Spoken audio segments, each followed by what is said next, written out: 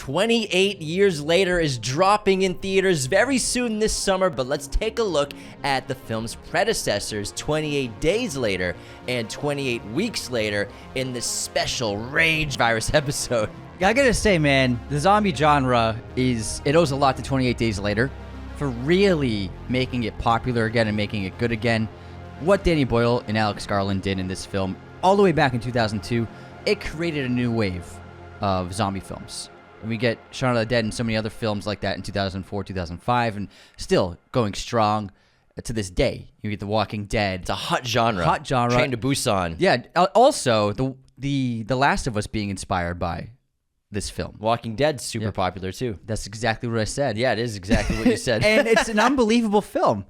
And on top of that, we got a pretty good sequel out of 28 Weeks Later. I really like the film. The first hour is phenomenal. An outstanding first hour in 28 Weeks Later. It does not have the strong narrative ending in third act that 28 Days Later has, but it's still a good sequel. But 28 Days Later, it wasn't just an incredible reinvigoration of new energy, new ideas, new creativity in the genre, but it had a lot to say. It was scary.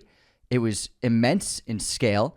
It was stunning. And then it had incredible nuance in its narrative for the third act.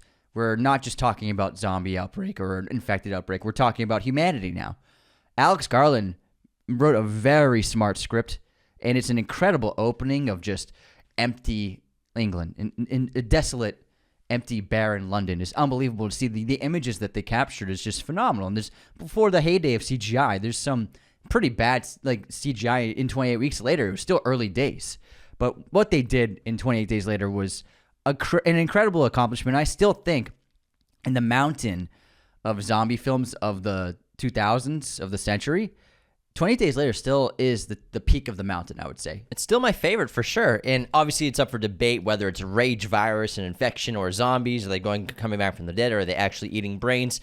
I like to call them zombies. It's a lot more fun, especially the influence it's had on the genres with fast-moving, running zombies.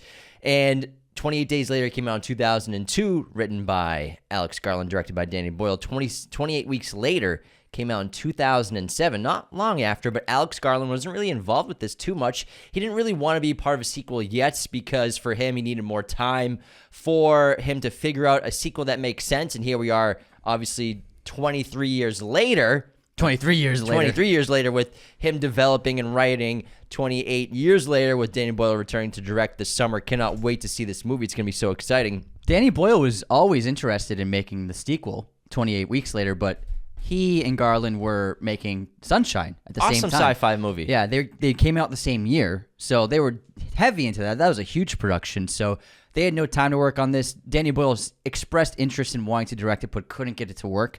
But he did have an involvement behind the camera on set in this film. Can you guess what? I don't. So Danny Boyle did work on this film. What did he do on the movie? Danny Boyle shot the opening scene of 28 Weeks Later. That's why it's so goddamn good. That's why it's so incredible and propulsive and energetic, and it probably is the best scene of the film. He made that opening scene, and then Fresnadillo took it from there, and Danny Boyle actually hired him.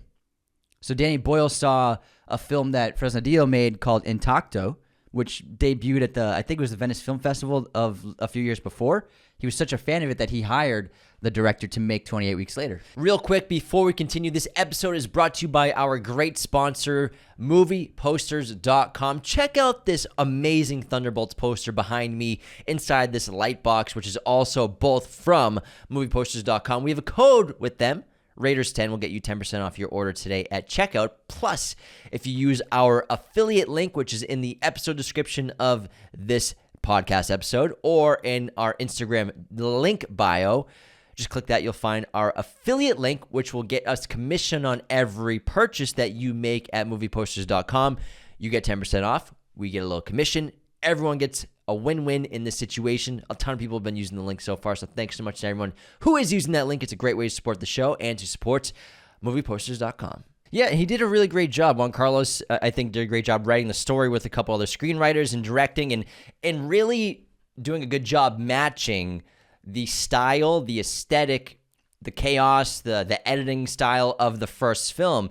And that first film shot on very early digital cameras has a very digital quality to it, not super high resolution, which, when they made that film on a low budget, they weren't expecting to be the hit it became. $8 million budget grosses over $80 million at the global box office and becomes a phenomenon and the best in the zombie genre this century. No one expected that, but some viewers have still expressed disinterest in watching that film. Like, they can't get into it because of the quality, but the story's so good. It doesn't matter to me. It still looks good. It's high definition, just not 4K, really. It's not incredible. But then with this film, I think you said they shot with a mix of film and digital, maintaining the digital quality aesthetic, like high contrast, very gritty, and the chaotic camera movements help so much to connect it to that first film, which I think it makes sense why Danny Boyle shot 28 years later on an iPhone. It makes sense to stay connected to that digital feeling.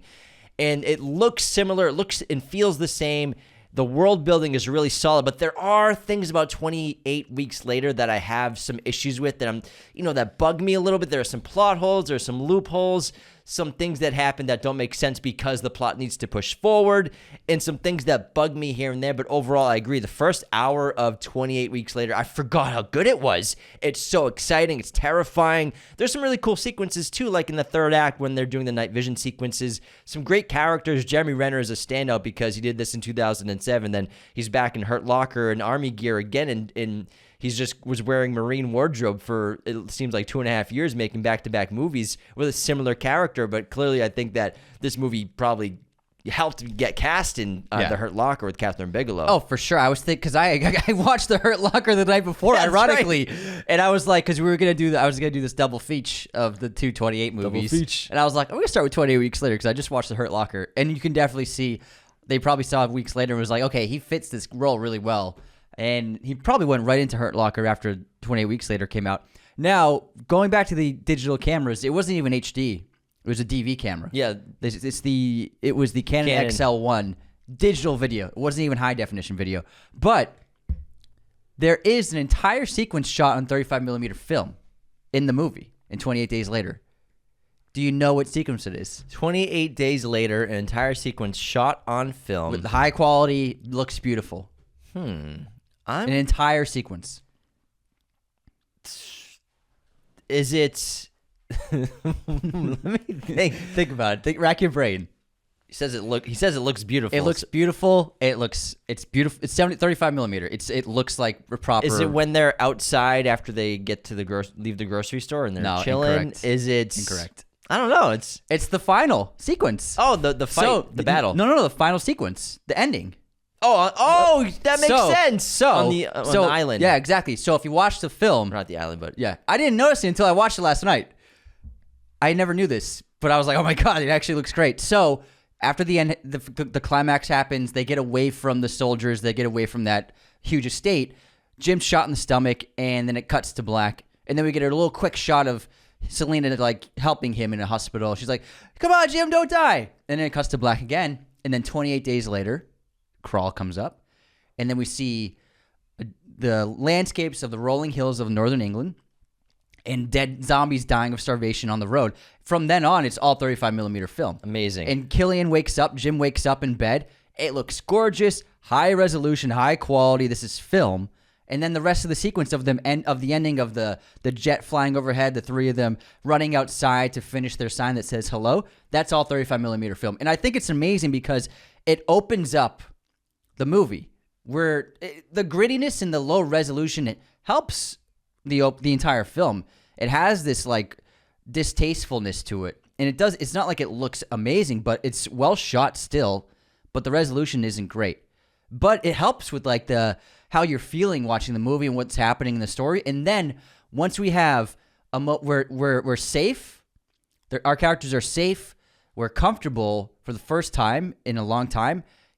Danny Boyle opens up the visuals with 35 millimeter film, and this is not he did this in the Steve Jobs biopic, shooting on 3 different film formats. So he's an amazing filmmaker with his range of skills. But that final sequence is all film. What's interesting is the production ran out of money before they even shot that. Yes. So they ran out of money. They also shot multiple endings. In the U.S. version of the film and released in theaters had a post-credit ending that was an alternate ending to this movie. And so the post-credit and alternate ending to 28 Days Later is Selena and Hannah rushing Jim into a hospital after he's shot in the stomach. And then they try to do a blood transfusion. However, Jim dies on the hospital bed. And then it ends with Hannah and Selena walking down a hospital hallway, holding hands, I think, and just the doors closed. And that's what the alternate ending for this movie was. They shot a few other alternate endings as well. That's a downer. Also, one where Frank gets, instead of being killed by soldiers after being infected, he's tied up and discovers a research laboratory blockade. So there's other alternate endings where Frank, played by Brendan Gleeson, survives towards the end of the film. But in every one of those endings, Jim died. And also, they tested poorly with audiences. And also, I think you gotta end that movie with a bit of a high note, a bit of a optimism, a bit of a happy place, which it does. Well, the movie does a great job of having moments of levity, which really help. I mean, there's so much horror and mayhem and death throughout the course of the film. It's really like a handful of moments throughout the sequence. Like first when they get to Frank and Hannah's place and they have that drink and it's like Christmas lights. Lights. But then they go shopping at the grocery store and it's fun, it's playful. They have the store to themselves and it's really funny and charming. And then also the moment where they see the wild horses out in the open at the ruins of the church ruins that they sleep at, and just seeing like the horses running around.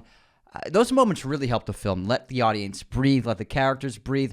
It helps with a lot of character development, and we get little moments like Selena kisses Jim, and we get to see the great father-daughter bonding of Frank and Hannah, seeing how close they are and how much they love each other.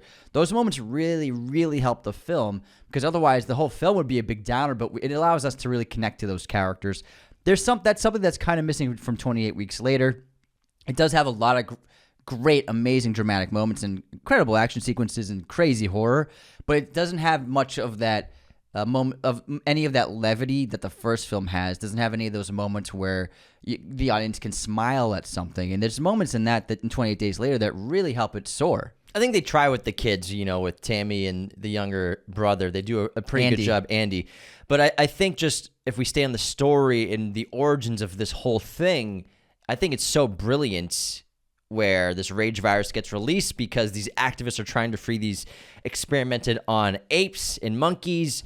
This rage virus gets out, destroys the UK. What are they infected with?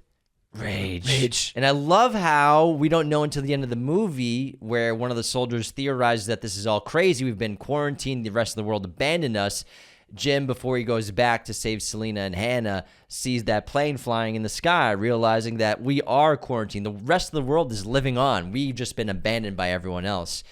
And it's really brilliant because these movies were shot so low budget. First one, $8 million. Second one, $14-15 million.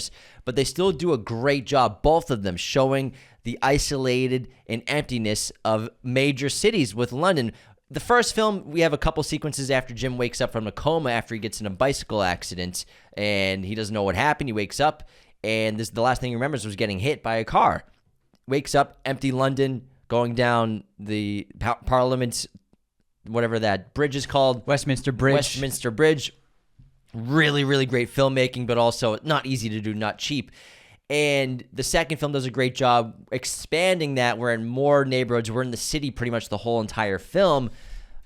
Different style where we can shut down entire city blocks, obviously, versus going into highly populated areas like where Parliament is. So I think it was really clever. But they both do a great job showing how empty this is. The second film, 28 Weeks Later, it's more of a giant quarantine zone that's accepting people back to London. So imagine if there's maybe 500 people left in London or in the UK. And I like the concept of the United States has taken over the country in a military presence. It's the United States and NATO. Just that sequence of Jim wandering through London, because he also goes to Piccadilly Circus, Horse Guards Parade, and Oxford Street, which are huge epicenters of the city and huge foot traffic, so many cars every day.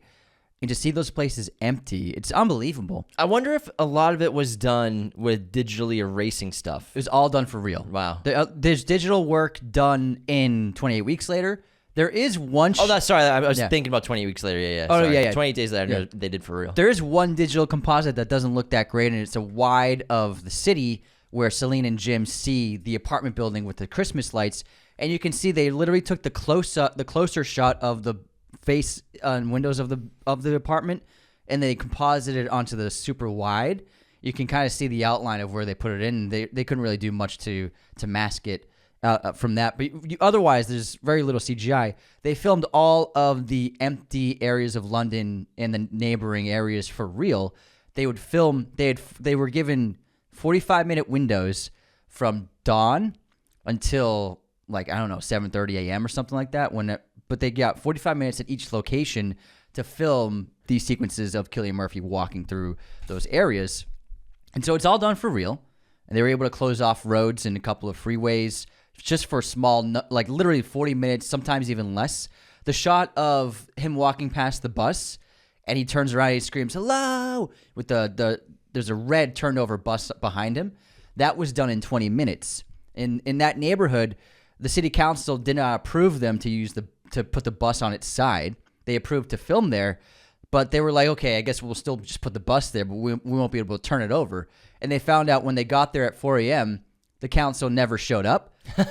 So they were like, let's just turn it over. They're not here. There's nobody here to tell us not to do this. So they turned the bus over on its side, got the shot, and then turned the bus back on its wheels and left the set. They did that all within 20 minutes. That whole sequence of him walking with the bus in the background. So they worked quickly, efficiently, which is why it was smart for Danny Boyle to use these very small, easy-to-use digital cameras that they could place all over the place to set up multiple shots of all of these sequences to get a lot of coverage of Cillian Murphy in not just one frame. And it really worked. It's an incredible sequence of watching Jim, like the emptiness, the quiet. It's incredible. An amazing moment of horror genre's history. Versus 28 Weeks Later, where I think it's great, where they did the exact opposite, where it's not so much a survival movie, a lone survivor, two people, a group of people trying to outlast whatever it is and try to find other people. It's people coming back to the infected zone, which has been taken over by a military presence. It's basically martial law. And NATO and the U.S. government have tried to make it feel as normal as possible. But what's also interesting is the hierarchy of wealth is gone, where Robert Carlyle's character, Don, the father of the two kids, he's got a penthouse suite at the top of the building because he knows how to, he's probably a blue-collar worker, but that's very valuable in a situation like this. He knows how to run the building. And so he's got this penthouse suite, which he never could have afforded before. Mm-hmm. So I think that's really interesting. The social dynamics here don't really exist. It's just, here's a bunch of people. Let's take some refugees that have come back to London and come back to their home that were lucky enough, like their kids, were shipped out on a trip, an international trip, before the outbreak hit out. That's why they're alone with just Robert and his wife. With the other people, the kids are away. So I thought that was really clever. And I think when you come up with a sequel, you have to do something different. You know, the easy route is to do more lone survivors trying to figure out their paths in this world, or they're coming up with ideas where they had to save something too big, where they have to save the Queen and Prime Minister. Or do you continue with Jim's story, who's busy filming at the time anyways with Sunshine as well? But also, they were toying with the idea of 29 days later. It's just like the next day, what happens with other survivors. So I think the right route was to change up the time period with 28 weeks versus days, and then see what the world's like, where now the infected have starved to death. They haven't seen an infected in 6 months. And also, they haven't even had any survivors come for 2 months. So pretty much it's contained, but there's still the possibility it can outbreak again somehow. And I think the clever thing to do was involve a case of immunity in this film with characters. So basically, if you have heterochromia, you're a survivor. You're the dual eyes. Yeah, the dual eyes are a signifier. Well, that's what that's called. Mm-hmm. Heterochromia. Mila Kunis is an actress with that as well. It's actually pretty. There's a handful of actors and actresses in Hollywood with it. And the son and the mother are both immune, but they're still carriers. And I thought it was really clever to connect this father, Don, who abandons his wife at this home, survives, makes it to this quarantine rebuilding zone in London, and then his wife ends up being immune. She survives, living in their home for months, for 28 weeks or however long she's been up there for, gets discovered by her own kids, taken back. They think they realize she is immune but carries the virus, but it's too late, and just a kiss of death spreads the virus and creates another outbreak. I think it's really, really clever. And fuck, Don had a bad day when he found out his wife was alive. Yeah, I mean, he fucking left her. And it's a great opening with Dawn and Alice because it's a great setup where they're escaping the house and the rage virus zombies are breaking through and taking people left and right. And then they're upstairs in the upstairs bedroom. He's in the bathroom being like, we gotta get out of here. But she's like, no, I gotta help the kid. And then a zombie comes between them. And rather than trying to help her, he closes the door in her face. And she's like, Dawn, what the fuck? And then he runs away. It's a great moment. And it shows like how fear can overtake someone. And he was just like, his fight or flight came in and he chose flight. Jumps out the window, runs away. But then he looks back and he sees his wife in the other room's window begging for help. He thinks she's dead. And then it's a really good conflict. I think the first hour of the 28 Weeks Later works on every front, and it's really good, very strong, exciting. You start with that opening, and then you get to see how the world building of this new London, and like you said, his kids come back, and he tells them the lie of seeing their mother die. Kind of a lie, but also like it's more like he wants to believe that she died, because then he can accept his choice of being like, I had no choice, I had no option because she's dead. The idea of her surviving would make his choice the wrong choice, and so he wants to believe that she died. And then there's characters who make dumb decisions in this movie, but for kids to make dumb decisions seems about on par with kids. So I accept the kids leaving the quarantine zone to go see the photo of their mom. It is a bit of a plot hole or loophole because it's so fast. Like they just got to London. They're already breaking quarantine within 12 hours of being there. Like, hold the horses. I get they got to get the plot moving. They didn't even sleep for that long. But, I mean, they slept for 2 hours. I think if they hit the emotional motivation a little more versus like, what if I forget her face? And I get they want to go home, they want to get their own stuff. They've been away from England for so long. But for me, that's like one of those things. It's like, I get the plot's got to get going. Yeah, I get it. Maybe they could have been like 2 weeks later. Would have helped a little bit. It would have helped. But anyways, I do like that their mom's immune, Andy's immune. Alice is the mom. And I like when they go to her house and we think that she's an infected, but she's been surviving on cans and there's maggots all over the place, and she's just like been living in that place trying to survive. And she's manic, and she even scares Andy when she hugs him too tightly. I like the idea of her being immune, and it sets up obviously how do you bring the rage virus back into London when there's an intense quarantine? Like there's no way it could get through. Otherwise, the only way it can get through is through a person. So it makes sense that the immune person would bring it in. I like it a lot, but there are a couple of just like coincidences and things that like really help out, like the fact that Carlisle's Don has all the keys to the kingdom and he can open any door. The fact that Alice is not being watched at all by anyone when he goes into the room to kiss her. Yeah, and she's a survivor and is infected. There should be like 8 soldiers with guns guarding her. Yeah, the fact that Carlisle's Don can just walk in. I mean, I get it. He has access, but like he shouldn't have like military access. You know what I mean? Yeah, there's I a agree. difference between opening the doors in the building and entering a military facility and opening doors. That's I think a completely different thing. Even like a hospital room like that, especially with a virus that just wiped out an entire country. Yeah, and on top, so I get that. I really, but being said, I really like Rose Byrne's character in this. I like Renner's character a lot in this. I like Idris in this. There's also a lack of, in this film, there's a lack of arcs for these characters. I like how Renner gets killed off pretty quickly because it's surprising and it's shocking. But then I don't like how Rose Byrne got killed off right after that. And in terms of Idris Elba's character, we never see him again after the fireballing of London. It's just like they could have had any actor. You know what I mean? There was no arc to his character other than just giving orders for an hour.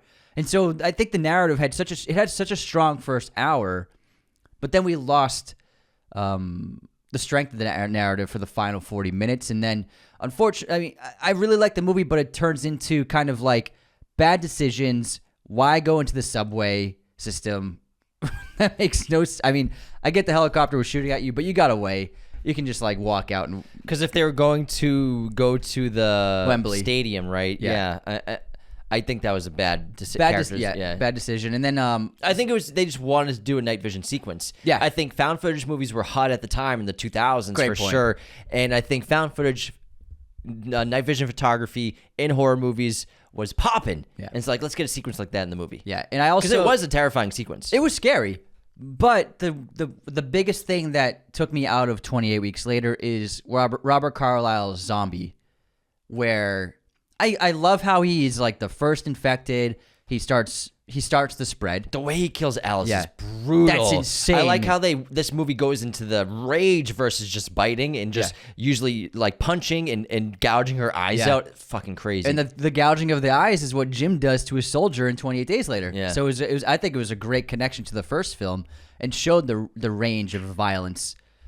But I didn't love how Zombie Carlyle tracked them down. You know, because they go pretty far. They go over these rolling grassy hills. They drive a vehicle, escaping that helicopter. Then they're traversing the underground, and it's just like how Robert Carlyle's Dawn Zombie shows up again. For me, that took me out of it. I understand they wanted to make this connection of the girl, Andy's sister. I can't remember her name. Of like, you know, confronting Tammy, you know, killing her dad. It's an emotional moment. But for me, Zombie Dawn always being like on their tail, for me, it didn't quite make sense. And it really took me out of the sequence. For me, I like and dislike it. So I dislike how there's like a mega zombie who's smarter than all the other zombies, but there always seems to be like one of those in zombie movies these days. When I watch this film and I see Dawn as a zombie, as a rage infected, tracking the kids down, I think for me it's showing how it's brought up in this film, how the virus is evolving. You know, there is an evolution happening here, and obviously we're going to get more of an evolution in 28 years later. So is the slight evolution happening here, which after it's transmitted from someone who is immune as a carrier, now it's the first person who's infected with that. Do they have, obviously the person they were is dead. Their soul is gone. But is there something going on inside where they can recognize other people? Is there some sort of tiny little connection where this zombie Dawn wants to be reunited and kill his kids out of the rage virus, out of the rage infection? So is the evolution more of an intelligence with the infected now? I know, I get that, and that's how I think. That's how I look at it too. But Yeah. I just think logistically, how did he find them in the train? I get it. Yeah. Well, I mean, especially after the helicopter sequence, especially after. well, it's because he's in the subway too. So they're in the subway when they are chased by the helicopter, right? Yeah. When the firebomb hits London, hits Zone 1, Dawn survives. They show a shot of Dawn inside of a tunnel and the fire's going past him. So he was in the subways already. I thought he was on the street. No, he was in the I thought he was on like a city block, and he found like a spot there where the fire didn't spread. The block, the fire's going past him. So I always assumed that he was entering a subway and as the fire is going past. Okay. And so all right. he's already in the subway. I thought he was outside still. So in all that he had to shot. do was wait for noises, really, to be able to figure out which train track to run down. Carlisle's a good zombie. Oh, he's such a good actor. He's a really good zombie. Carlisle's a great actor. Everyone's really good, but I agree with the character depth is definitely lacking in 28 Weeks Later compared to 28 Days Later, because 28 Days Later, we're with 3-4 characters almost the whole movie. We're with those four for so long, with Hannah, Frank, Jim, and Selena. We're with them for a while, especially Jim and especially Selena. They make it through the whole course of the film together. But even Frank, you feel such a strong connection to him, even though Gleason's only on camera for maybe 30 minutes. Hannah's even a really pretty solid, fleshed out character as well. And I think the character work is definitely better in the first film. Mm-hmm. I think that's because you have Alex Garland. Alex Garland is a great writer, and he created great characters with that first film. Second film, more of an ensemble, a lot going on, a lot of world building to have to go with, and a lot more action. Lack of character depth is getting built. I agreed the Jeremy Renner arc is not built at all, and he's maybe my favorite character in the movie, unfortunately. Me too. Yeah. You know, and with the Jeremy Renner character Doyle, who plays a sniper, he brings those moments of levity and laughter. You know, when he tricks his buddy into the pilot into biting him a few times. Yeah. You recognize who that is? It's Harold Perrineau. He's Link in the Matrix. Yeah. It's so fun, and he brings the moments of lightness. He's a great leader and a protector. gone too soon. Also, his death, as dramatic as it is, he could have survived. Because it's really interesting where they try the firebomb, it doesn't work. Mm-hmm. They do gas next. Obviously, it doesn't work either. But the gas is a really interesting element because we've never seen that done in a zombie movie before. Because it shows, I think, that these undead are living in a way. You know, their hearts are beating. Yeah, the gas works on them, interestingly. Which is really interesting because they're not like undead from the corpse zombies. Yeah, they're not zombies. They're infected. So I think that was really fascinating. But also this really dramatic moment where after Doyle has led them to survival multiple times, they almost get in that first rendezvous with the helicopter, but he disappears because he's like, I'm not picking up all these people. And he chops a bunch of zombie heads off with the helicopter blades, which was sick. Yeah, it's cool, but it doesn't look that great. The CGI's not there, but I thought it was badass at the same time. And then Doyle leads them to avoid the smoke, and they find a car. They get into the car. The smoke kills the zombies around them, but behind them are flamethrowers and soldiers with flamethrowers burning anything that moves, basically. Yeah, I have a problem with this scene. Doyle sacrifices himself to push the car while it's in neutral so that Rose Byrne's character, Scarlett, can jump the clutch and get the car going.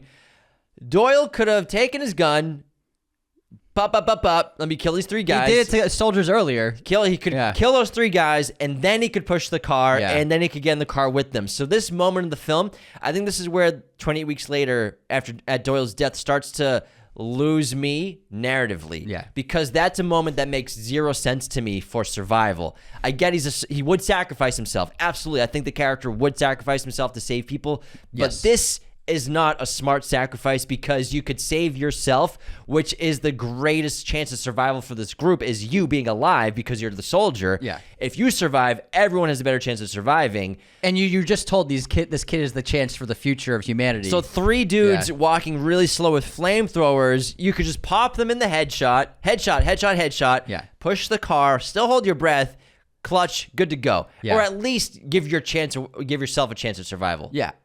It would have worked if he had no ammo left. Yeah. If he had no ammo left, the scene would be great. It would have been a fantastic moment. But the fact that he does have ammo left and he decides to leave Scarlett with the rifle to protect the kids, and it's not like he wouldn't kill the guys because he killed the sniper earlier. We saw that he's willing to kill his own fellow soldiers to survive and keep these kids safe. Well, he's turned on them, and since he's turned, he's an enemy to them. Exactly. So it doesn't make any sense that he wouldn't cap these dudes right here. But if they had written that he ran out of ammo and he had no way to kill these dudes, that scene would be fantastic. But I totally agree. When you watch this scene take place, you're like, that makes no sense. It makes no sense for him to do that. And again, I don't like Scarlett's decision to. I thought when they got into safety from the helicopters shooting at them in the subway area, okay, let's go outside and walk to Wembley. To go through the tunnels of the underground where you can't see and there are zombies makes no sense to me. It's a bad bad decision. And then the CGI at Wembley Stadium does not look good. So overall, the third act, it's marred by bad decisions by the characters, and then CGI and visual effects that does not hold up. It just doesn't look that good. But to contrast that, the reason why 28 Days Later is so great is because no character makes a bad decision. That's the reason why it's so strong of a story, because there's no instance of you questioning a character's motive or why they did that. Everything works, everything makes sense, and the strength of the narrative grows. It builds and builds and builds until the climax. And that's why I love the film, because when you rewatch it, you never have moments like that where you question what a character does. Yeah, and that's not to say that characters in 28 Days Later don't make good decisions. It's just that they make sense of the decisions they're making. I think the best example is Jim after he's survived with Selena and the other guy she's with, and they've made it to his home. Going to his home is a bad decision, but he doesn't really understand the scope. Even though he's been chased, he's been attacked, he's been saved, he hasn't understood yet the scope of what this virus is and what these monsters are willing to do until they're at his home. They stay there in the night, but then as he's in the kitchen, they burst in through the windows. You know, he's not making a ton of noise, but he's still there. He's still making a presence. I think that sequence makes sense to me, where he doesn't understand everything because he's been in a coma, versus the kids leaving the quarantine zone to go to their house these kids have been alive. They've been conscious. They've been in safety. They've been in refugee zones in different countries. But they understand that this virus has wiped out the entire country of the UK. I also think that you might question why Selena and the other guy go with him to Denport or something, whatever that place is called. His town, yeah. Yeah. It's like, you got to think about it. You're really not safe anywhere, no matter where you are. And on top of that, you're now 3 as opposed to 2. So you're stronger. The more numbers, the better. Your chances of survival. So if this guy's going to go, might as well go with him to keep our strength in numbers. And we might even find some resources and stuff. I think that's what it is for me, because they have a finite amount. If they stay in that little convenient outlet and at the station, they're going to run out of candy and soda soon. Yeah, so I think it makes sense for them to go with Jim to see his parents, and also for him to have that moment of seeing his parents dead allows him to accept like the world that exists now. And so it's a questionable decision, but I agree and defend the decision of all 3 characters making that choice. But then from then on, there's not a single moment that's questionable. You could say that the tunnel, driving through the tunnel, but I think it makes sense for 2 characters, and doesn't make sense for Jim, but they ended up getting through, so it ended up working. Frank, it seems like something he would do. Yeah, he seems a little more reckless, but also just like having a little fun, and he's stubborn. He's a stubborn guy, so it makes sense for his character to be like, let's drive through a tunnel, fuck it. I don't need to listen to this skinny little kid trying to tell me what to do. Also, he's been cooped up in his apartment for so long. And it's a great scene, too, when the tire goes flat, and they're trying to fix it, and then a bunch of infected come running through the tunnels. You just hear them screaming. Oh, I gotta talk about the sound design. Yeah. So I watched this with headphones on last night, and I picked up on an aspect to the sound design that I had never noticed before, and it's absolutely brilliant. So they use the idea of this being a rage virus and the idea of rage and anger and fury, and they put it into the sound design. And I only noticed this because I was wearing headphones. Are you talking about days later or weeks later? Days later. So when zombies are attacking a person and they're screaming, they actually laced in actual dialogue of people screaming phrases in the sound design. So like there was a moment of a zombie attacking someone, and then I heard someone screaming, "I hate you!" Wow. In the sound, it's very subtle, but it's mixed in with the screams of the moment of the scene. And then there was another instance where zombies were attacking, and I heard multiple lines of dialogue. Nobody in the scene is saying it, but they put it into the sound design, and it was people screaming like vulgar things and yelling like terrible phrases. But it has nothing to do with the scene, but it was really brilliant because it captured the idea of like you're hearing rage as well as seeing the rage take place. The zombie's not screaming it, obviously. The person in the scene being attacked is not screaming these things, but you can absolutely hear screams of dialogue and phrases of anger and rage during the moments of zombies screaming. That's so interesting because I think every time I watch a movie with good headphones on, I always pick up on things never heard before, because movies, they're mixed for the soundstage room. They're mixed for the mixing room. That's where it sounds best. That's where it's done. That's where it's finished. Mm-hmm. And then it's up to the movie theaters. It's up to your home speakers to whether or not they can project and play whatever was mixed in the movie. So we never really get a true understanding for, I think, any movie unless we're in a mixing room. And I think it was done for subliminal messaging. My guess, yeah. Like our brains were inputting it, but we weren't noticing it, mm-hmm. but we were feeling it. You know what I mean? I heard it multiple times during attacks. It was pretty unbelievable. That's really cool. I think both films do a great job, especially the second one, of matching the antagonists of the first film, because obviously the rage virus is the big monster in the film, but also humanity is a monster in both films as well. The first film, the monster of humanity and the evil of humanity, is when Hannah, Jim, and Selena, after Frank's death, are taken and saved, we think, by these military soldiers and taken to what they think is safety, this mansion, this estate that's fenced off. It's quarantined, kind of, but it's protected by these soldiers and led by Henry West, the major. officer in charge, the major. But we find out that he has evil intent, where his motivation is, we need women here to keep the men motivated to want to live, because most of them they see the futility in living right now. What's the point of being alive if we're just waiting to die? We can't repopulate the species. We can't have families. We can't have kids. Humanity's over, so why should we stay? Why should we fight? Why should we be optimistic? And he promises them women, they hide this fact at first as they send out their broadcast. They haven't really found a cure. They haven't really found salvation. They aren't really that safe. They just have a bunch of guns and some grenades and mines.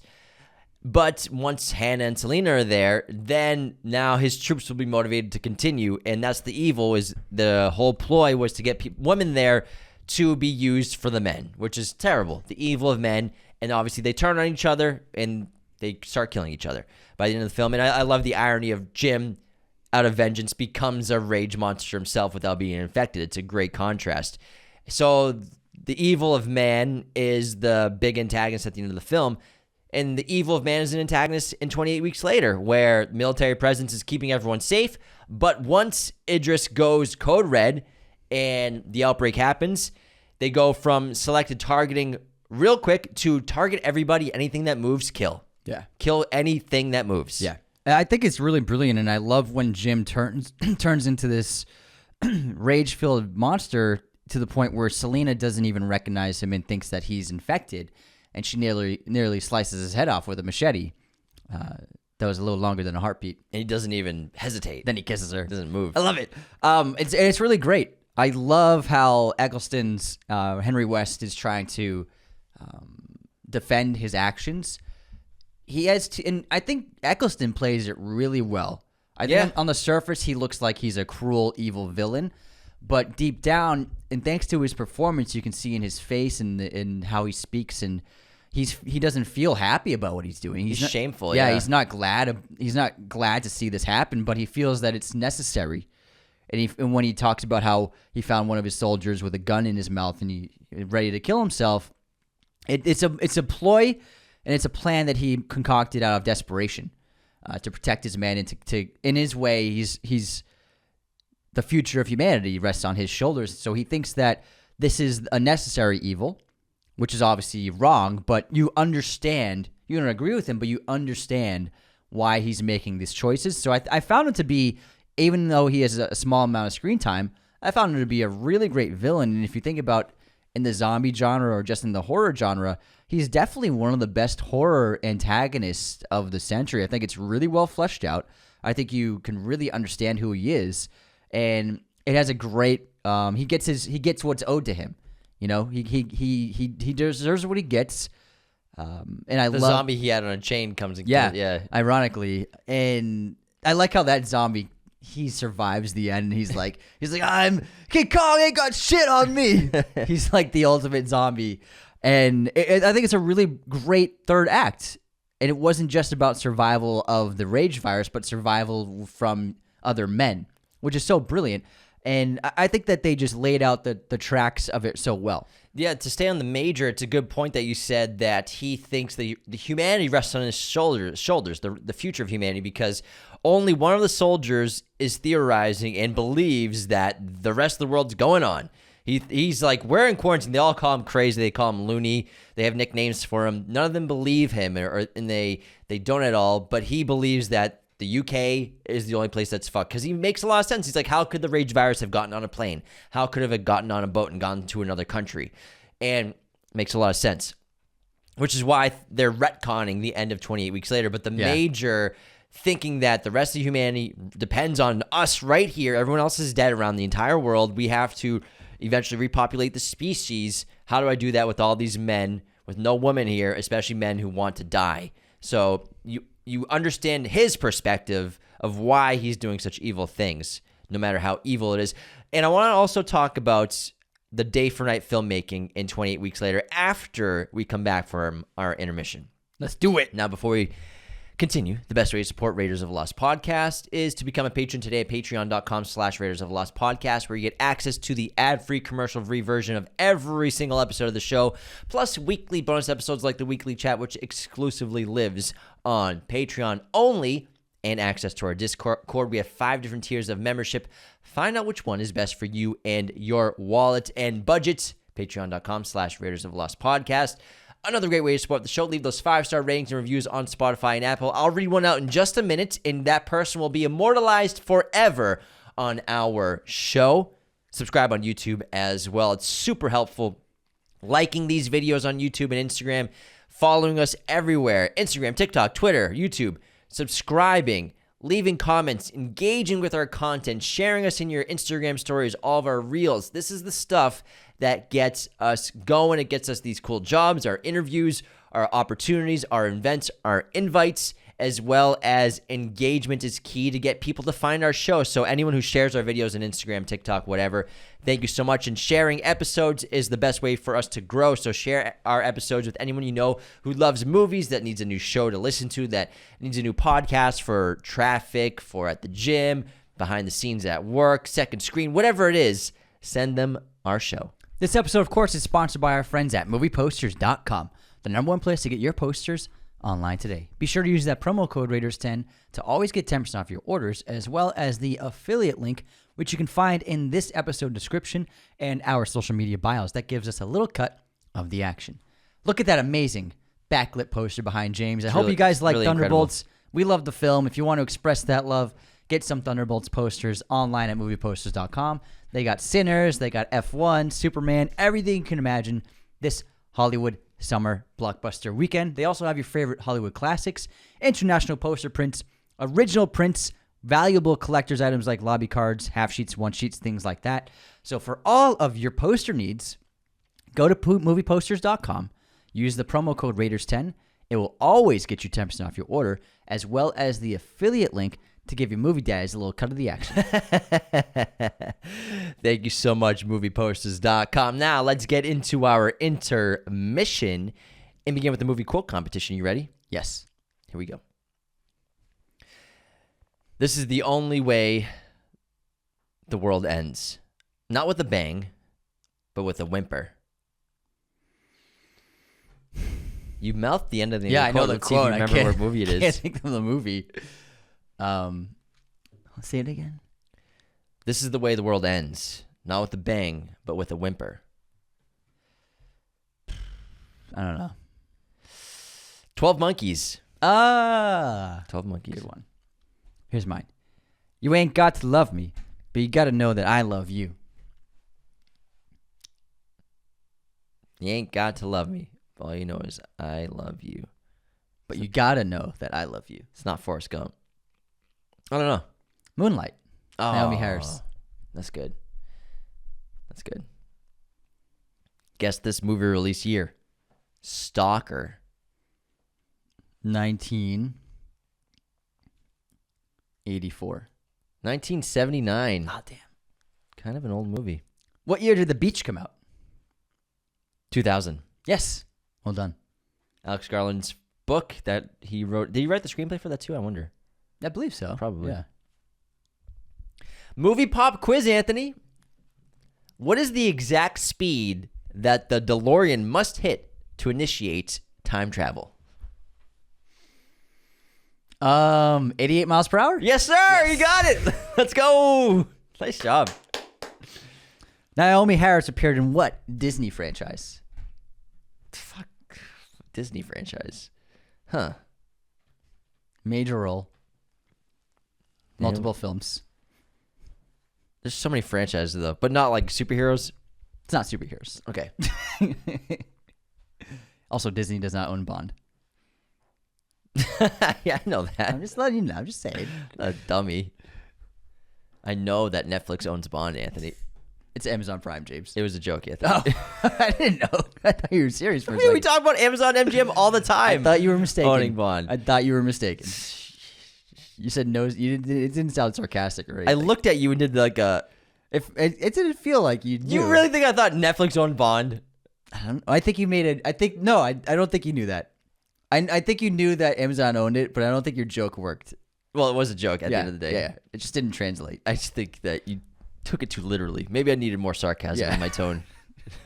I thought the look was enough. Anyways, I'm stalling because I don't know the Naomi answer. Harris, Disney franchise. I don't know. Pirates of the Caribbean. Oh my God, Calypso. Yeah, actually, Calypso. Calypso. God damn it. Damn. I thought Netflix owned Pirates of the Caribbean. See what I did there? See, that's how you do it. That was good. That was good. I got that one. All right, here we go. Bunch of unsubscribes. I think we got a bunch. We'll see. The dude abides. Abides. The dude abides. Dude abides. On the Dude abides. our Wolverine film ranking a while back. 5% talking about films. 90% arguing about things no one would ever argue about. 5% sipping over huge Jackdaman. In a Mario voice, unsubscribe. It's pretty accurate, I gotta say. I haven't listened to that it's episode. not wrong. That was just I'm sure it's a fair assessment of that episode. Luke, love the pod, but y'all debating whether what the Sigma was Northern English or Irish sounded low-key boomer. Catching up on the lingo, or I'll have to unsubscribe. What does what the Sigma mean? That one I don't know. I think that means like what the hell? I guess. I think that means what the hell. Like what the Sigma, what the hell? Teach us, Luke. What does what the Sigma mean? All right, RG. Wow, James doesn't know some young people's lingo. Young man's lingo? Yeah, wow. What about young woman's lingo, Anthony? I said young person's after. All right, I fixed it. RG. Rise of Skywalker was not the last Star Wars film in theaters because Phantom Menace was in theaters last year for the 25th anniversary. For this, I must unsubscribe and then resubscribe because I can't stay mad at you guys. Thanks. Darian, how am I supposed to explain to my girlfriend that I'm crying and unsubscribing from my movie daddies because I have to wait for a Thunderbolts reaction? Comes out on Monday, baby. All right, I found this. What the Sigma? What's what the Sigma mean? It's a humorous internet slang phrase that emerged from meme culture, particularly on platforms like TikTok and X. It's a playful twist on the expression "what the heck" or "what's going on." Okay, all right. So it's like what the hell? Like what the hell? Yeah. Everyone's everyone's favorite comic nerd. You don't need to be English to say It's what all the youngins are saying these days. Please educate yourself. Unsubscribe. Really? Who's saying outside of England? Apparently, it's slang for young people now. Really? That's what two people just said. Wow. I mean, you're not interacting with teenagers, James. I hope not. Jesus Christ. Michael Angel Gonzalez. I mentioned recently in your Instagram story asking for movie chat topics about doing movie soundtracks. Composers, however, I feel this topic deserves a full episode. A best movie soundtracks would be an amazing topic. And if it's not done soon, I'll have to unsubscribe. What the Sigma? I think that's a great idea for an episode. Yeah. I'd love to do that. Pat O'Brien. Them thinking that and what the Sigma was a Northern English thing is hilarious. Unsubscribe. Do they think we think what the Sigma was a northern thing? No, Yeah, but why is that's not the second person to say what the Sigma? Yeah. But what I'm saying is is a slang term now that young people use. It's not just the UK. I had no idea. No idea. Also, Pat, that sentence made no sense to my brain. I'm going to read it again. I'm going to read it again. Them thinking the and what the Sigma was a Northern English thing. I can't understand young lingo. Unsubscribed. We're learning, guys. We're learning. Language is changing fast, man. All right, Anthony, great name. But what it sounds like is they think we're talking about what the Sigma. No. I'm just saying that's what that sounds like. No. You're not understanding. It's okay. Let's take it step by step. Just move on. They're saying that young people use I know. but they're using what the Sigma because it's natural for them to use what the Sigma. I in know. that phrase. I'm just saying the wording of both of those comments. It's just how young people talk, man. I think that's too crazy. They're not talking. They're not because we didn't even mention what the Sigma. We never even said that in that episode. We were talking about Okay. So it has to do. It's pertaining to in our discussion not about the Sigma thing. It's nothing to do with what the Sigma. They're just using what the Sigma because it's just natural for them because they're youngins.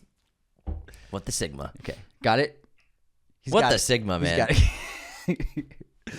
All right, Anthony. I'm on my third listen now of this one, Star Wars Episode 3, because you guys are talking about peak third listens of a new episode. I love that. That's awesome. Great. But I might have to unsubscribe for the hell of it. Also, Darth Jar Jar is out there. Thanks, Anthony. I've seen memes and videos of Darth Jar Jar. RJ Montez. As a current active duty military member, it makes my ears bleed when I hear you two try to use military terminology. I would love to have a conversation with y'all and teach you both but how to speak the language properly. But until then, I must unsubscribe. Is that the Warfare episode? Yeah, Warfare. The Tom Windsor, the guy with a stash, is called Cosmo Jarvis, and he's from my town, and he was my childhood with a song called Gay Pirates. You two should listen to it. Also, unsubscribed.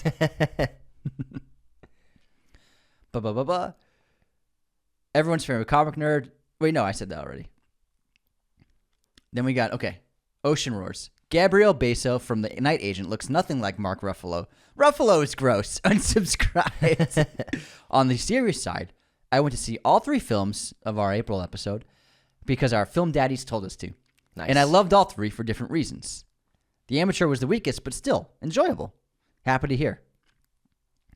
Rob, April was a solid year for action movies, quote. Pretty sure April's not a year, guys. Unsubscribed. Got us. That was a good one. Zynga. All right, that's it for unsubscribes. Thanks, everybody. If you want to fact check us and also just bust our chops, just make some fun unsubscribe comments. Yeah, on Spotify or YouTube or Instagram. Spotify is really popular and YouTube as well. But a lot of people don't know you can comment on Spotify now.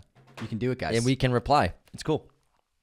But let's talk about Apple Podcasts for a minute because we have a great new 5-star written review on Apple Podcasts from Paunchy Cat. Paunchy Cat's subject line, yet another podcast I love. 5 stars. I'm always trying to find a new podcast to watch. I found this one and I'm so happy you guys talk about movies that I've always loved. It makes me want to go see newer movies too. Paunchy Cat, thank you so much. We love cats. We have a couple cats. They're a lot of fun.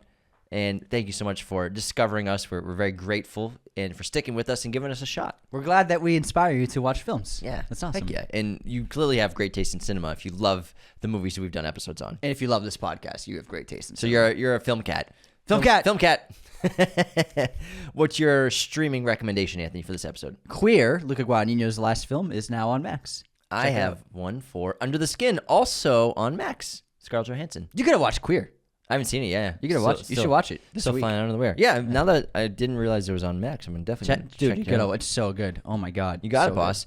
Now let's get back into 28 Days Later and 28 Weeks Later. We talked about earlier in the film how 28 Weeks Later, they did a great job with matching or trying to stay in the same world with the aesthetic, with the digital filmmaking, high contrast, chaotic camera movements going all over the place, which is really exciting. Like even when they're just riding on the scooter and the camera's just whipping around everywhere, it really seems like an attack can come from out of any corner. I think that's really effective. He's just giving me this fucking look like, yeah, sure guy. Well, that's what I feel when I see the chaotic camera you movements. you look just like so into it. I was trying to say something. You looked like you were a teacher. Well, that's what we're kind of doing. We're analyzing this fucking guy. Sorry. He gave me the most sarcastic nod. Like, yeah, sure guy, you fucking idiot. I also don't remember what you're talking about. But I was talking about the chaotic camera movements. For example, in 28 Weeks Later, when they're on the scooter going home, the camera's just like flying all over the fucking place sometimes, but then it's very static controlled shots.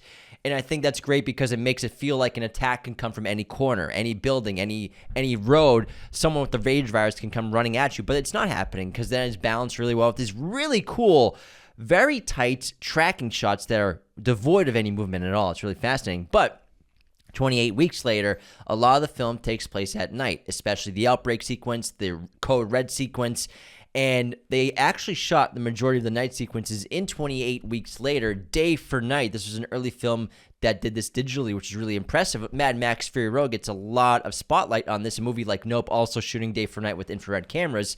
Most popular examples of shooting day for night, but they shot day for night with 28 Weeks Later for multiple reasons: to save money. They also had child actors, the kid who plays Andy, to save money so that because he couldn't be on set at nighttime, just shoot during the day, save your money, as well as it's London at nighttime, lights around the whole city are going to be on. But if you shoot during the day, all those lights and windows are going to be off, and you can match it, and you just do great coloring sequences, and you make the daytime look like nighttime, and you save a ton of money on visual effects having to do day for night or doing nighttime photography. Did you already say this? Am I getting deja vu? Nuh-uh. I feel like you talked about this already. The exact same thing. I think I talked about that in our mess up episode. Oh, that's what it is. So I was like, I feel like I'm deja vu mode right now. So sometimes when we record the show, what happens is there'll be an issue going on. We don't realize it at first, and we have to cut and start over again. That happened on this episode. We were 7 minutes into an episode, and I realized the wrong microphone was on. And so we had to start from the beginning. So that's when you talked about that That's stuff. when I talked about it, yeah. I was like, wait, are we doing this again? Great point. Thank you. Great analysis. All right, so I love the zombies. I love the zombie attacks in 28 Weeks Later. But I have a huge fucking problem. First of all, I love the body rig on Carlisle. Oh, like behind the shoulder? Yeah. They do it for a couple characters. Yeah, they rigged up multiple zombies, so you got like zombie POV, which was great. It was so cool. But I have a big problem with how zombies attack people in this movie. It's not the zombies, but it's the people. So when Carlisle starts his killing spree, he runs at 4 soldiers who just are just like standing there like, oh no. Yeah. and then he charges at them, sometimes from quite a distance. Nobody pulls a gun up. Nobody aims. Nobody does it. They just stand there and kind of take the hit. It only gets away with it because of the body cam shot. Exactly. Whereas when I watched this movie, I was like, I love this moment, but it's the blocking and staging is taking me out of it because they don't seem to, like, these soldiers are not even reacting to a zombie running at them from like 20 feet away. One of the guys literally runs into him. Yeah. And there's a moment where like a zombie attacks a guy, like the zombie runs down a hallway like 10 steps and then attacks him, and the guy is just like, oh no, and then he just gets attacked. Raise my rifle? So for me, at least have the soldiers like raise their guns, and even they could still shoot at the zombie, but the zombie's a zombie, so it could still attack him. You know what I mean? So there are moments like the blocking just like sometimes took me out of it. I'm like, they're not even like raising their weapons at this blood-covered zombie screaming at them. I would be like, oh shit, boom, boom, boom, boom. I saved the world. But I mean, you can still have them draw the weapon and fire and not kill the zombie. You can still have this, the moment can still happen, the attack can still happen, and the virus can still spread. But for me, at least like have them draw their weapons in some capacity. Does that make sense? I felt the exact same thing. And like I said, I think the body cam shot hides it really well. But it is one of those moments where it could have been a really cool sequence of Don as his rage-infected virus version, maybe attacking people in a really interesting way or showing him in the dark or putting them in the dark or something. It just was too quick and too campy because it's following a brutal, awesome death of him killing his wife as she's tied to this medical bed. And what I like about this moment, as we talked about the things we didn't like, where he has the AAA access all areas card, he can do anything, go anywhere, doesn't make a ton of sense. This virus that just took out an entire country, this woman's not being watched by anybody at all. No one. No one's watching her. Not a single fucking person. And he's just able to waltz in there and interact with her while she's infected. I still, after that point, you get over that, but this is such a great sequence where, like I said, the kiss of death, just saliva gets him infected. It's so brutal where she's strapped down and she's immobile out of, you can guess rage, hate, and disgust, but she forgives him. She still tells him, I love you. And Alice had a rough week. She had a rough, however long she's been there. Her husband abandoned her. And she still forgives him because of love. And that's really special. And then they kiss. And then she hits the fan. And then the brutal murder of her. You know, the biting, the gouging of the eyes, the bashing of the fists. So dramatic, so emotional, so well done. But then it cuts to just the body cam footage, which is a great angle, but then taking out soldiers that are running right into him without guns. Yeah, I get it. Yeah, it took away from what happened just before. Because that's an amazingly brutal scene, and it's so visceral. It's just like, it's a good scene in a horror film. But then you follow it up with just like him running towards soldiers who just like are standing there. So it didn't quite, they kind of like, I lost the stakes because of that. I was like, raise your fucking gun.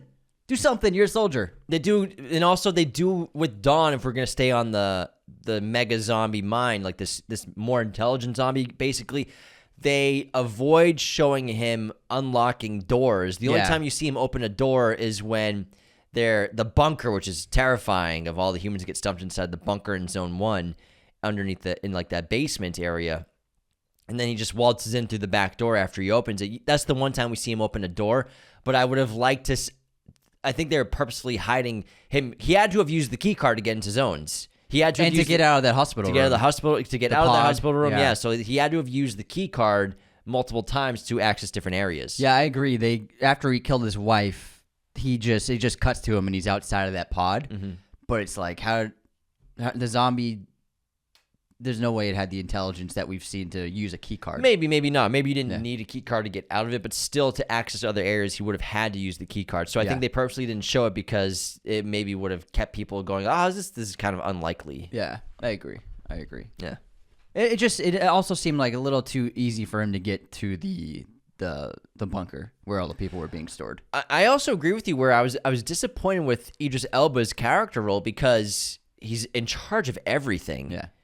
And then obviously Rose Byrne's character Scarlett, the chief medical officer on the zone, she seems to be in charge of anything really regarding the virus, even though he's the military head of charge. I would have liked to see more of him, or at least see him get killed or whatever, because he's doing. You see, I think the last shot of him is after the firebomb. Yeah. And he's sitting at his desk, and then he sees on a camera feed that after the firebomb went out, a horde of zombies have just escaped through a different area, and he sees like, oh, this is all futile, like I've just done terrible things and it's pointless. And then that's the last time we see him. Yeah, there's no arc to his character. Like you said, it could have been any actor. He literally could have. He could have filmed all of his scenes in one day. I bet. Maybe. Like, Probably. it's all in that room except for the other room with Rose Byrne. He could have done that all in one day. He doesn't have a lot of dialogue either. Yeah. He has a couple lines here and there, but that's a character that maybe had more in the movie originally. Maybe it was cut scenes, Maybe. But I would have liked to definitely see more of Idris Elba's character in this movie. Yeah. I think for me, when I watched this movie last night, I was like, man, Elba's gone, Renner's gone, Byrne's gone, and also like it didn't make like I love the first hour, but again, the second half of 28 Weeks Later, the fact that Scarlett didn't tell the kids that Andy was immune. So the kids, after she died, they had no idea that he was immune. I guess she didn't confirm it. Well, but she told Renner. Yeah. So that was a confirmation. Yeah. So to not tell the kids, I thought it was weird to not tell the kids. To be like, hey, we got to keep you safe. You're immune. I mean, I feel like it's natural to say that if you're going to tell Renner. Yeah, I guess. But I think one of the great strengths of the second film as well that keeps in line with the DNA of the first film is John Murphy coming back to do the music again. Good score. John Murphy, in a heartbeat, in a house in a heartbeat, one of my favorite songs I think in cinema ever. It's so exciting. It's terrifying, and it's really electric and gritty.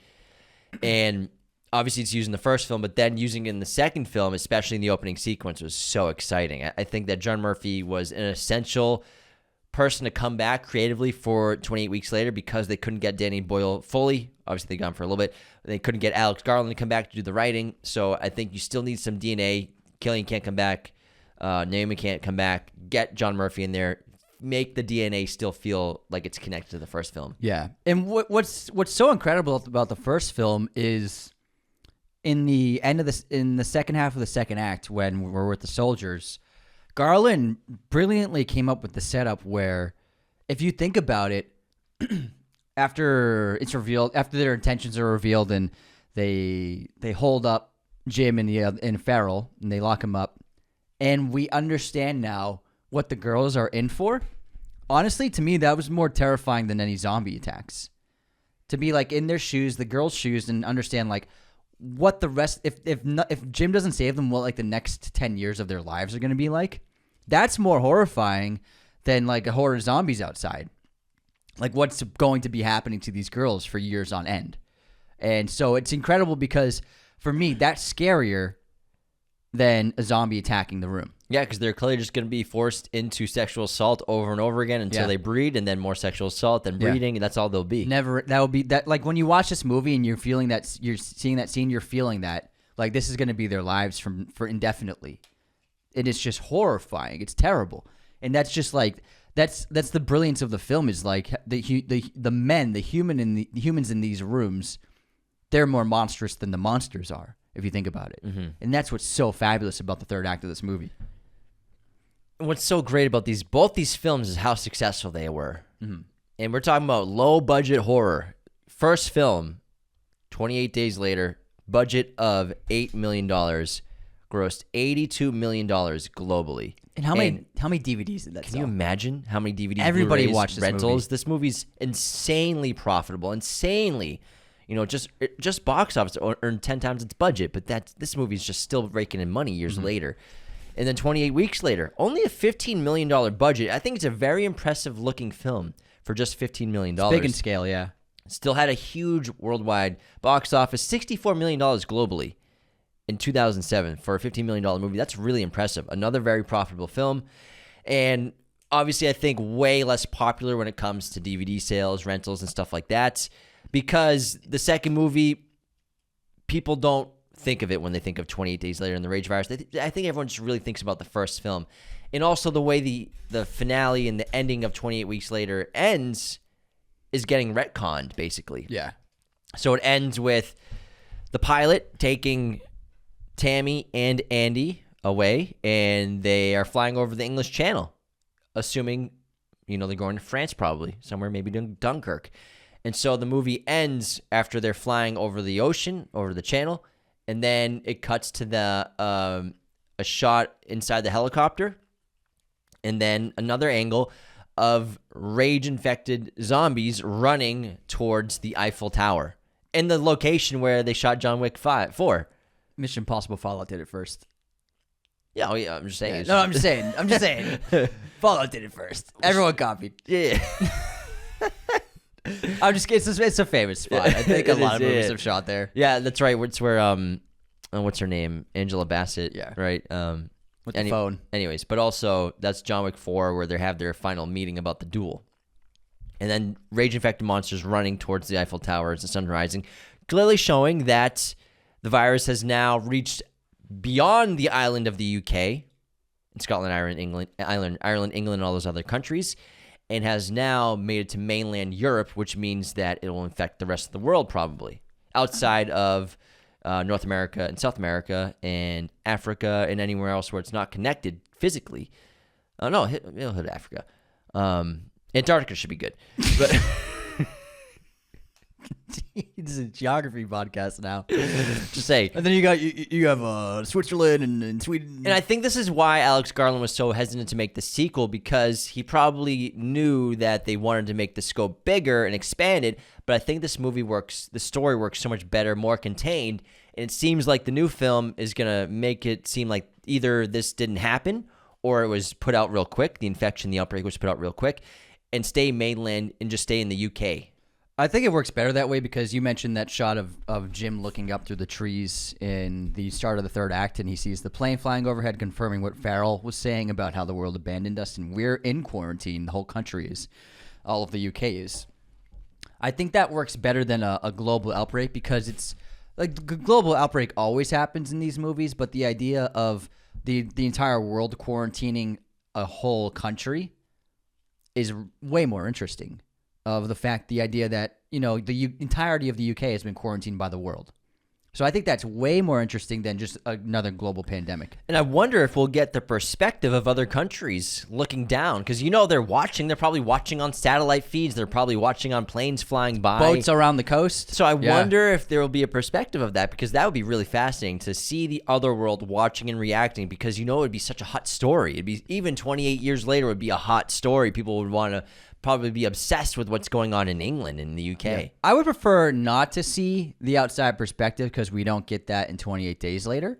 We really I think it works better as intimate and you follow the perspective of the people in the story. And so for me, maybe they'll do it, but I'm guessing if they're going to do it, we're going to see planes and boats in the distance, keeping an eye. But I'd rather not see any other perspectives other than the survivors in England. And on top of that, the new sequel trilogy is getting really big, $75 million budget per film. So huge amount of money invested into this by Sony. I think it has a huge potential for a lot of payoff. These aren't going to be enormous successes, but I think these movies can make. I think the first film can easily make $200 million, maybe even more. Sinners is doing so well, and Nosferatu made $200 million. So when a horror movie is good, Smile made $190 million. So I think there's a lot of upside. Over 200. Over 200. Yeah. So people love horror, and when a horror movie is good, it can do really well box office numbers. So I think that it's a great investment for Sony, and with the original team involved in the first film, I think that this movie can really soar. Yeah, the first one, it just depends on what the other ones will be like, especially if Danny Boyle is not going to be doing them and Alex Garland's not writing, because when you're giving several movies a $75 million budget, you need to hit $300 million to turn profit. You know Garland's what I mean? writing all three. Is he writing all three? Yeah. Okay, that's interesting. I'm guessing Danny Boyle might direct the third one, but Nia DaCosta is directing the second one. But Danny Boyle is still involved as a producer, but Garland's writing all three scripts. It's obviously for Sony, who's had such a up and down couple of years, especially with their big IPs, specifically with the Sony verse of cinematic heroes, cinematic characters, whatever they call it, comic book. It's like the Sony verse of something, of Marvel characters. You know, they've lost so much money on all those movies. You know, Craven lost a ton of money. Madam Web lost a ton of money. Morbius, they all have lost money. And then for them to get some lifeblood, consistent lifeblood with the IPs, which is what studios are doing, you know, I mean, consistent lifeblood every year with big IPs. That's the best way to do it for them. Putting $75 million into each of these movies from a studio perspective seems like a no-brainer, because the thirst is there. You make a really great first film, which it looks like we have Danny Boyle pulled off here. Oh, yeah. One of the best filmmakers alive. Great trailer. And everyone's hyped about this film. It's a packed summer, though. It's a packed summer.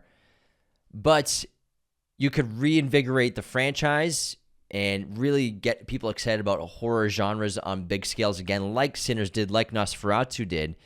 And, you know, I love low-budget horror so much, but there are limitations on what you can do with low-budget horror. But low-budget horror is just such a booming genre right now. And the problem with that, where if those are the only horror movies that are being successful, that's all we'll ever get.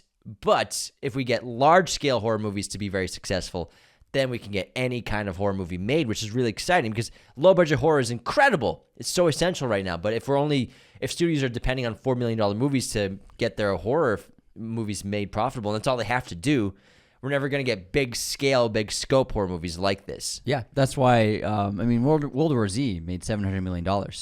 And then Nosferatu, big budget, 90 mil. Sinners is going to clear 300. Sinners had a $90 million budget, so I think that there's so much fun to the genre when it's big in scale, and adding the giant budget to this film franchise, this trilogy, I can't wait to see what they have. And what's interesting is it's not a giant budget. It's huge, but for horror, it's giant. Right. Exactly. So I think it's really exciting. I think it's smart to not just throw superhero money at them. Keep it more. You can't scale make $200 million smaller. Movie. Yeah. So I think that it's going to be an interesting decision. I'm so excited about 28 years later. I think it's one of the most interesting looking films of 2025. Same. Absolutely, without a doubt. And you can see, hopefully, that they avoid the immunity route with the kid Andy. I don't know if they're going to continue that storyline. I wouldn't want that, especially because Alex Garland didn't write that. But a lot of the imagery in 28 Weeks Later, you can see great examples of referencing that in 28 years later, the trailer, especially the hilltop with the line of zombies. They do like 4 of those in 28 Weeks Later. So it's really exciting. They're paying homage to both films clearly with this one. And that's the scene that Danny Boyle made. Yeah. So, he's going back to that imagery. It's cool. Yeah. And when I saw that shot in the rewatch, I was like, oh, it's like those shots 28 years later. Then I researched it. I was like, oh, that makes sense. He made it. he made that sequence. They do it a few more times in the weeks later, before the helicopter sequence. Yeah. But I think that, again, 28 Days Later is definitely the superior film by a long shot. Yeah. The characters are much better, character depth. The storyline's better, much better finale and conclusion. 28 Weeks Later, great first 2 acts, a bit of mixed landing with the finale. Overall, a really good horror film, though. Does a great job complementing the first film, but overall, 28 Days Later is the juice, man. Yeah. Weeks is a good sequel. It was a good sequel, but again, it doesn't hold the candle to the first one, but it does have a great first hour. I love the first hour. Like, I was so in it. I was like, oh my God, this movie's awesome. Yeah. I was like, this movie's amazing. And then they just dropped the ball. Yeah. And then I was like, oh yeah. So that was my experience watching the film. Oh, yeah. I was like, oh yeah, it's like not that great ending. Doyle should have lived. Doyle rules. Doyle? Doyle rules. Doyle rules. All right.